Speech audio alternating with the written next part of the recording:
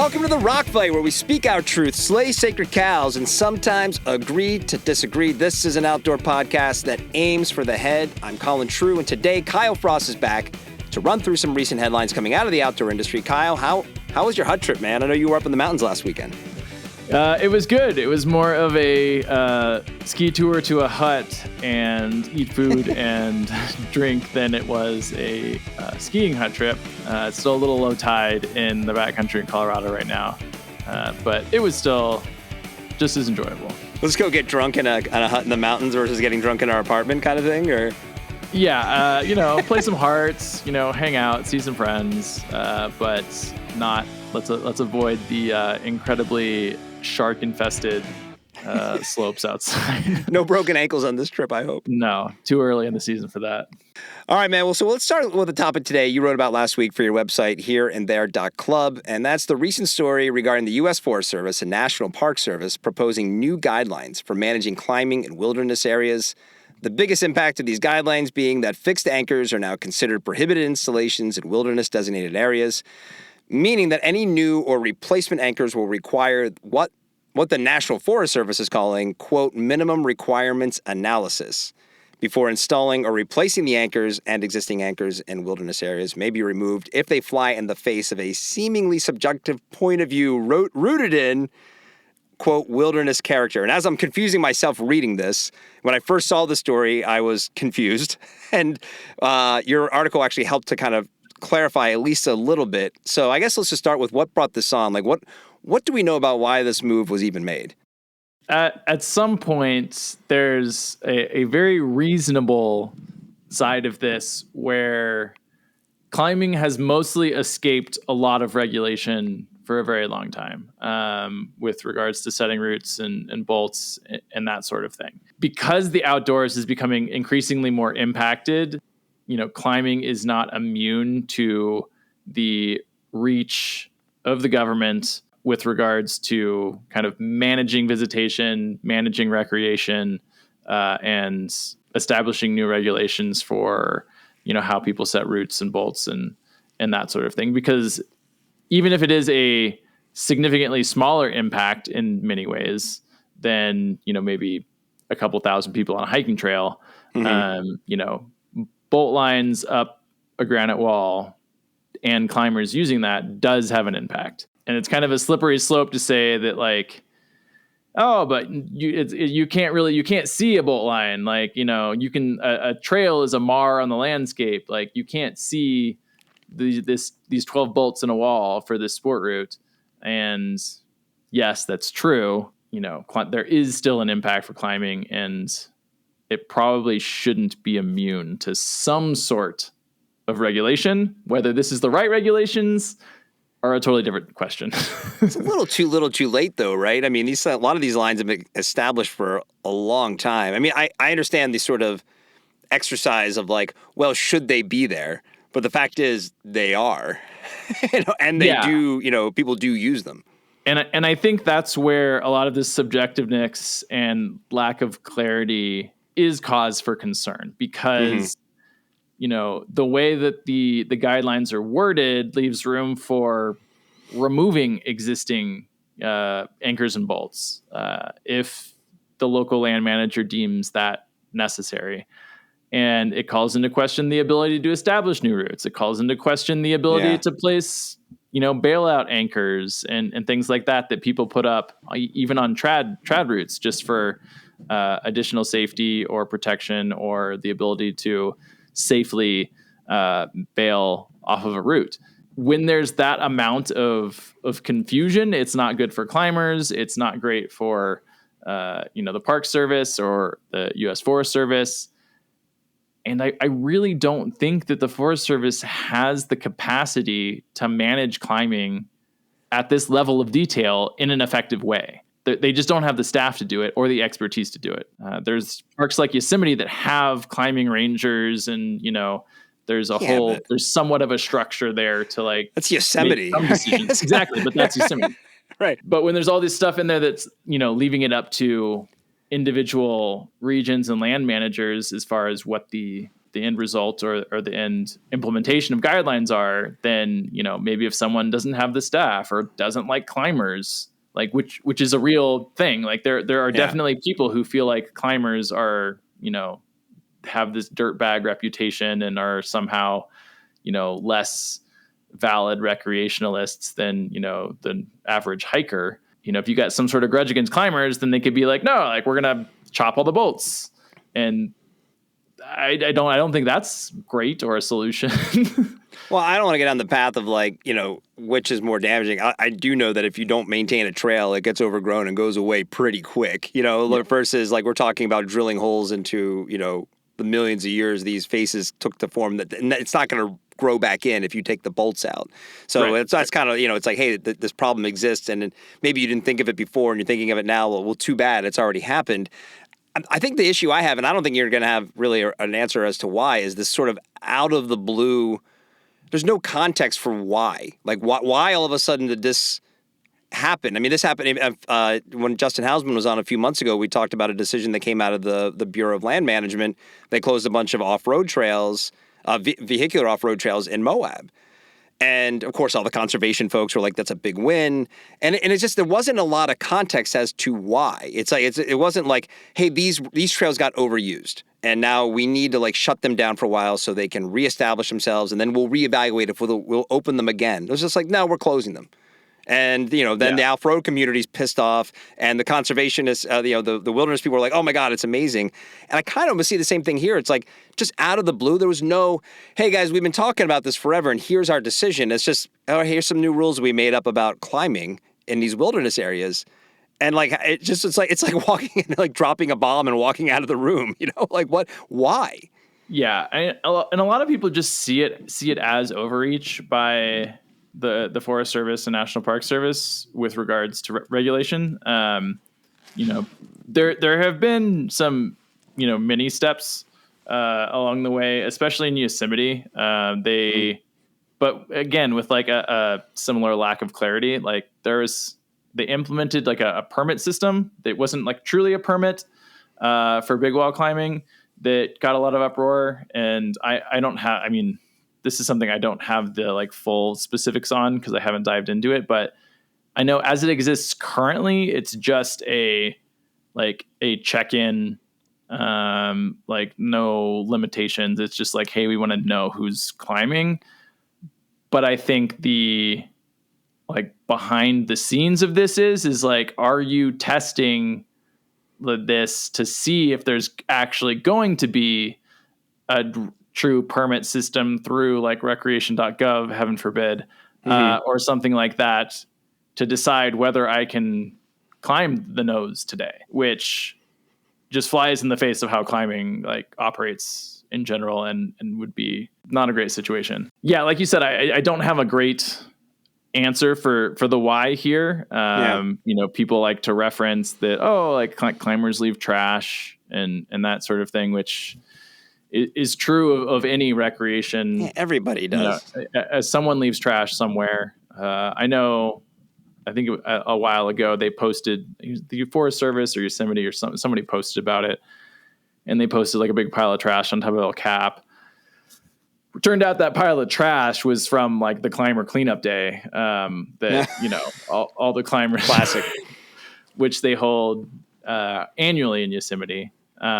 It doesn't change the fact that there is trash, but at least like they're self-organizing to do something about it. And there's a pretty strong, shaming within the community to follow lead no trace practices and that sort of thing. I think any core part of any of the sports you talk about are likely to not be the problem when it comes to trash in our natural spaces. I mean, the people like, if you're going out for big mountain bike rides, big ski days, big climbing days or whatever, you know the etiquette. And even if you don't know, every step of leave no trace, you shouldn't leave trash outside, I'm sure you, like me, are the guy who like walking your dog or walking home and, you see the, 3 plastic bottles and I'm picking them up, it's just like, it kind of comes with the territory the more and more you get into this. I think it seems short-sighted on a variety of levels to not provide that context, though, because like for the one, it's like this is economic impact. This was the argument I made for the off-road folks in the Moab situation, where it's like, I'm not an off-road guy. Like, in my heart of hearts, I'd rather there not be off-road vehicles where I'm going to go. However, Moab is known as an off-road destination, right? Yosemite is known as a climbing destination. This is what's the percentage of people who are not just sort of driving up and taking a picture of Half Dome and then driving home, but like the people who go use the park? I mean, it's a freaking camp established just for rock climbers for the most part, right? I mean, Camp 4 is a rock climbing camp. So it's more or less, yeah. I mean, more or less, right? So, but it's, it's iconic though in the community here, so that to not have to understand that like you're putting some of that at risk, or not at least acknowledging like what that, what that could mean is frustrating. And I think like I took issue with a little bit of like how the Access Fund has been talking about it, which is like as an existential threat to climbing. In reality, like I don't think anything is going to, they're not suddenly going to cut the bolts on, a bunch of iconic Yosemite routes. Like I just don't think that that's going to happen.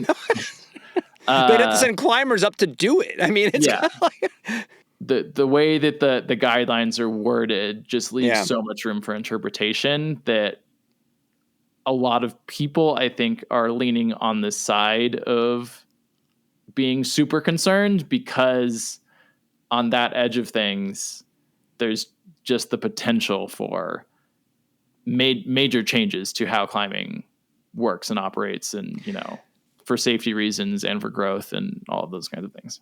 I mean, do you think, can you think of something just in your own head, like what there is to address here? I mean, because again, it's just the bad PR sort of angering the climbing world. Like what really could there be? I'm not even sure it's bad PR. Like I think it's just written in such a way that it's one, like almost unenforceable, and two, it leaves open too many questions about individual land managers making decisions about how climbing operates in specific areas. Yeah. And someone can just decide that climbing does not, whatever routes don't meet the minimum impact report or whatever it is, and be like, oh yeah, no more routes. Like we're going to cut the bolts because we don't want climbers here or whatever.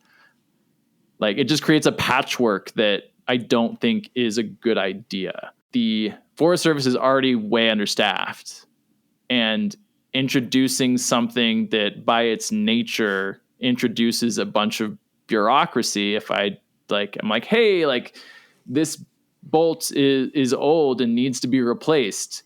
Do I need to like submit form 5875 to the Forest Service and wait 6 months to get it approved in order to replace this bolt that is a safety issue?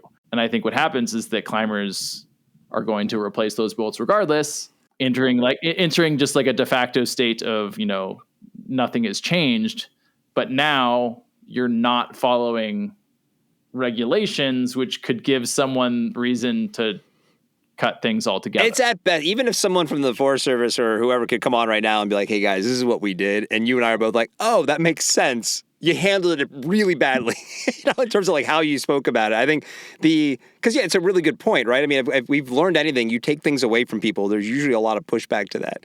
And so to think about being at, in Zion or a Joshua Tree or Yosemite, these places that are clearly in wilderness areas that clearly have huge climbing presence, and there goes the tram full of tourists.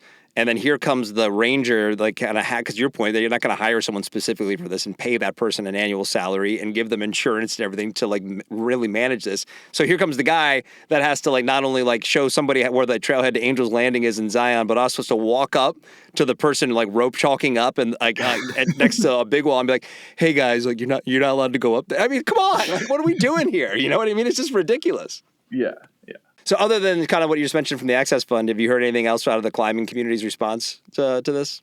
I mean, the climbers I've talked to have mostly been pretty reasonable, and they pretty much fall into the camp that I eventually landed in, which is just that there's too much room for misuse of this. And that uncertainty creates a lot of angst is the wrong word, but like negative feelings about the guidelines, even if they're willing to acknowledge that it's not unreasonable for climbing to be regulated in some way, that these particular guidelines just create a lot of uncertainty for people. It's in a comment period right now, so it's not like official. They're not official guidelines yet.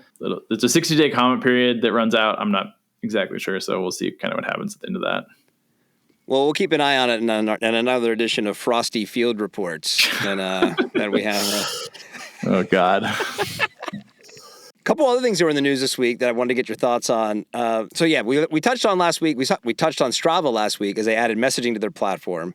And they're back in the news this week, and they announced the hire of a new CEO, a guy named Michael Martin. He's currently the general manager of YouTube Shopping.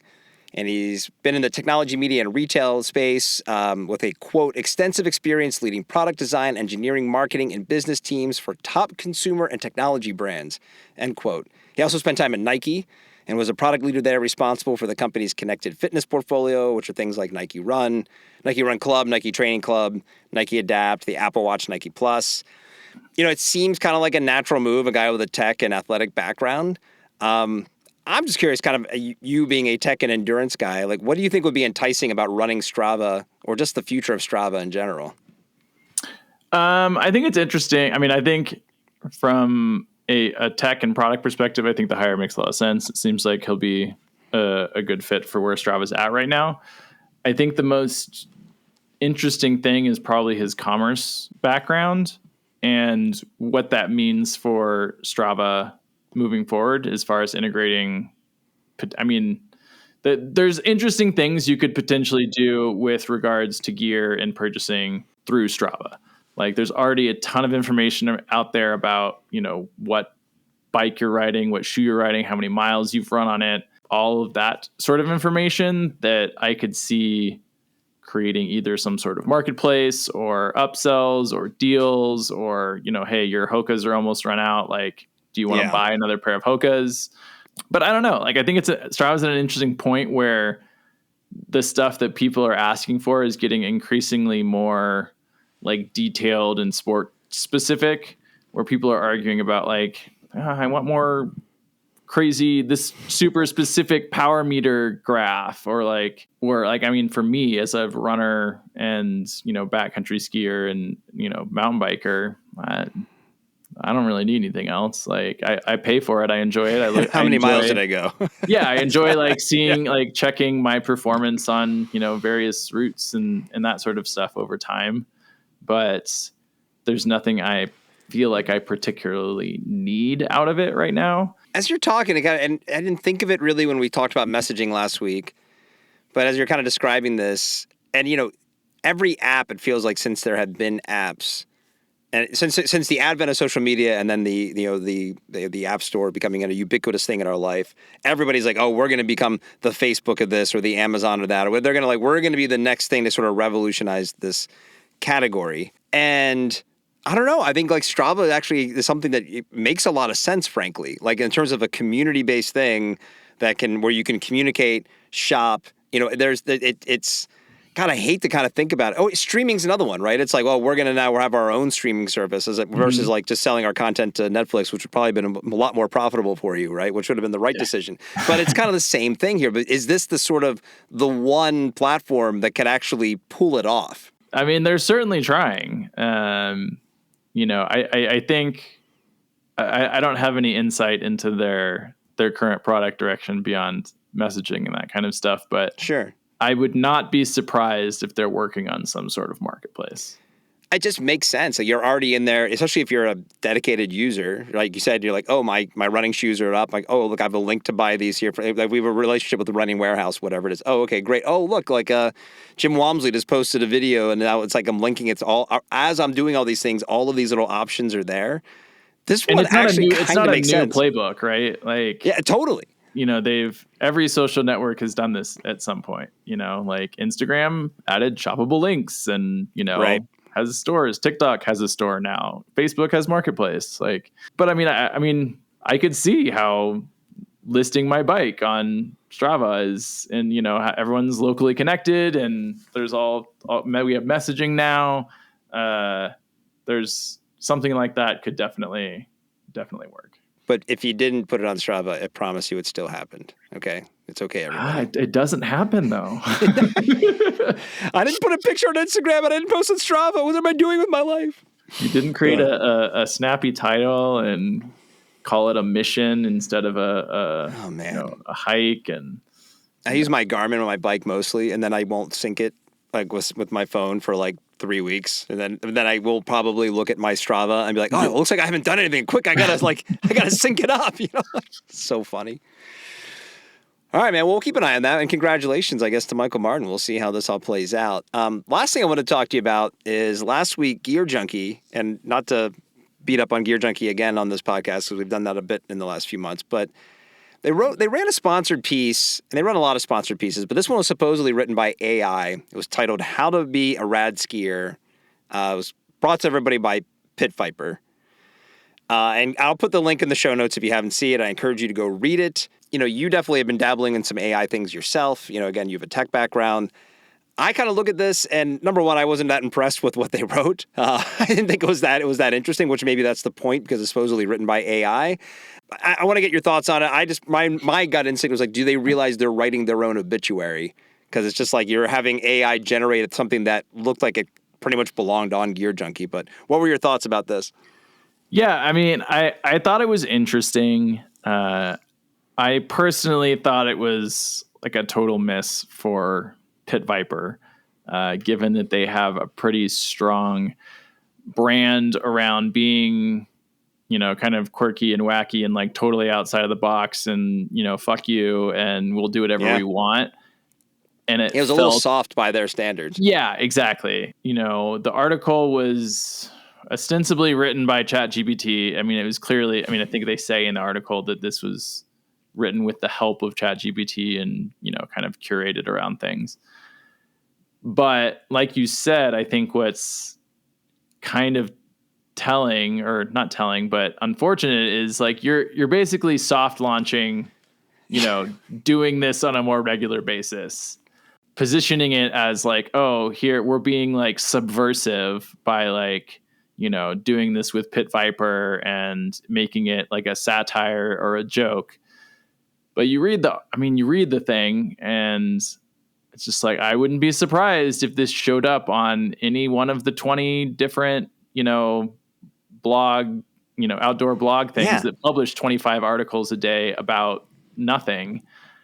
I would not be surprised if this was written by a human, like from a content quality.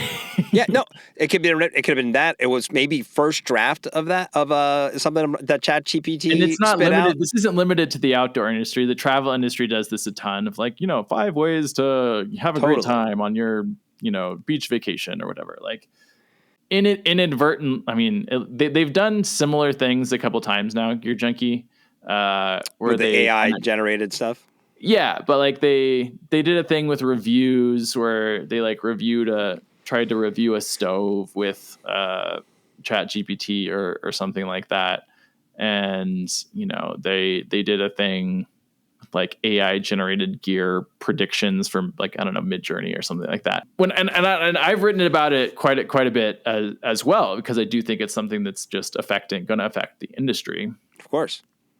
I've tried really hard to be like, these are things I think are going to happen. Here's like the two sides of this. For Gear Junkie to be like playing around with it like this is just an indication that there's going to be more. And it is they're like, even though their conclusion from the Gear article is that you won't be able to do it, which is mostly true.